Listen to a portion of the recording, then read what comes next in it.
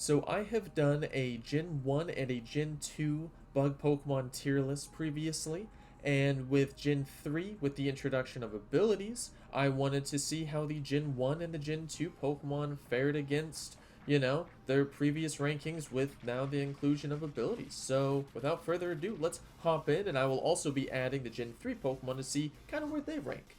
So to start, Caterpie, Metapod, Weedle, Kakuna, they stay in F tier. They don't get an ability that makes them better. The problem is with their stats. It doesn't even matter what ability they could get. It's just they're bad. They're bad. Butterfree, I think with Compound Eyes, it goes up to A tier because that was kind of the big if when it was in B tier was that if you don't hit with the powder moves, you're kind of screwed. And with 75 base accuracy on the powder moves, you might not be able to hit. And that's kind of Butterfree's whole strategy. So moving it up to A tier, I think works. Now, Beedrill, it gets Swarm. I don't think that moves it out of C tier, to be honest with you. I really don't think that moves it up because its issue is not with adding more damage with bug type moves. It's just that bugs type moves and all of its attacks are super weak, so I don't really think it changes that much, unfortunately. Now, Paris was in D tier. I think it should stay in D tier. Effect Spore isn't a fantastic ability just because usually you would like to choose what status you give a Pokemon, because I would rather have, say Aerodactyl be slowed down with paralysis than just dropping it with some sleep or something, because then it could just wake up at any time.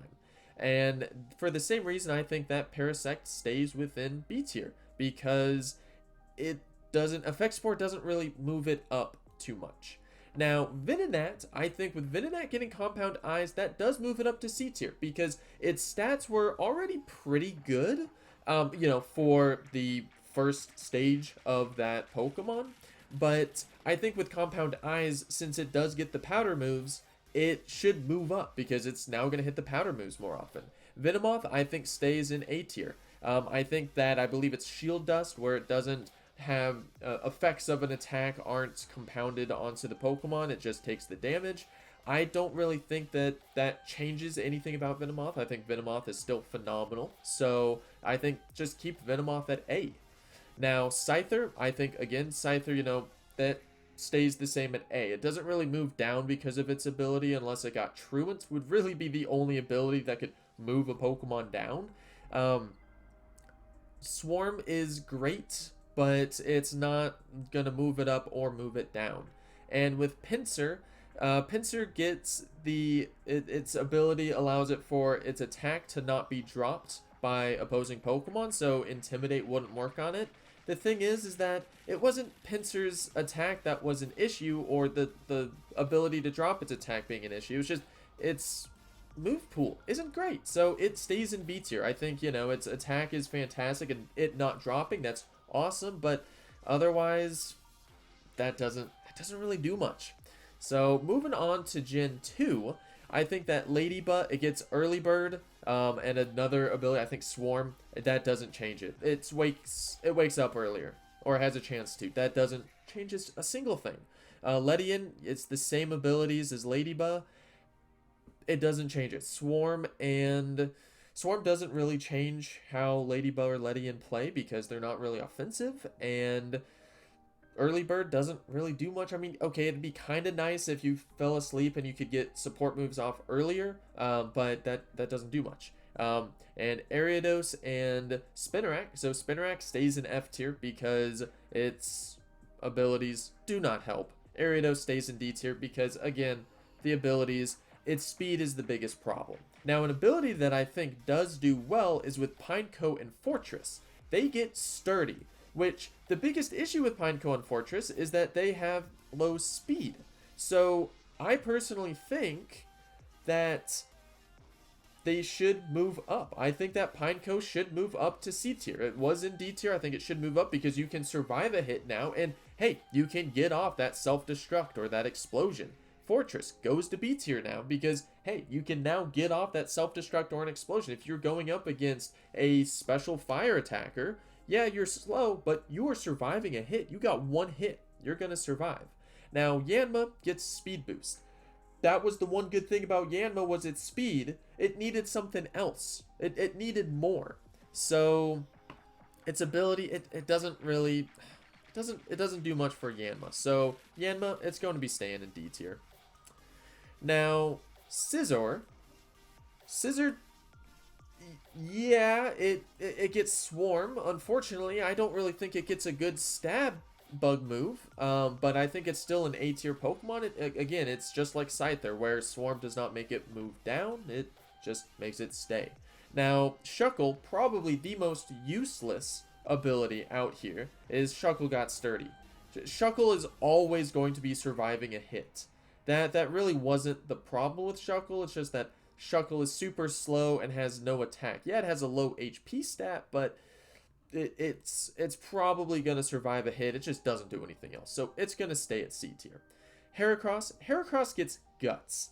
Now, Flame Orb Guts, I really think that it could almost be enough to put it into S tier because you are going to be hitting like a truck. The problem, though, is that Heracross's main issue was its speed, and its ability doesn't do anything to fix its speed. So, yes, you get a better attack with Guts, but in my opinion, the speed is more important. So, I think that it should stay in A tier. Now we're getting to Gen 3 to see kind of how Gen 3 fares against Gen 1 and Gen 2. You know, of course, like I've done previously for the shorts, Wurmple, Silcoon, Cascoon, they're F tier. It's any of the Pokemon that have the first stage is some little crawler dude, and then the next stage is some type of cocoon. They always suck. So they're always going to be F tier, except for Spinarak. It's the only one in there that doesn't evolve into a cocoon. It's just, it has trash stats for what it's trying to do. Now, Beautifly, Dustox, I think, you know, those I put in B tier, and I think they absolutely fit pretty well with the other Pokemon in B tier. I think with how they play, I think that, you know, you kind of see similar ideas out from everybody within the B tier. So I think, you know, that kind of, it does fit very well. You know, with Volbeat and Illumis, C tier, because what do they do? What do they do? They sit well within the C tier. I'm very strong in that. I think also Surskit, it sits in the C tier very well there as well. It has that move pool. It has that really kind of that great typing of water to being able to be brought in, which is why Masquerain, with the moves it learns as Surskit, as well as some of the moves it learns through TMs, Masquerain is absolutely A tier. It has some good speed. It has that good special attack. So, you know, I think that's really where it sits. And then, you know, filling out the rest of these pretty quickly. Nincada, of course, is the D tier, just because it's better than Caterpie, Weedle, and all of them, but it really can't, it's just not dynamic enough, which is, you know, also why Shedinja and Ninjask are C tier, because, yeah, they got a little bit better stats, and Wonder Guard with Shedinja is super fun, but, like, it doesn't, they have one idea, and also there's so many trainers. There are so many trainers with coverage to hit for super effective that it doesn't matter.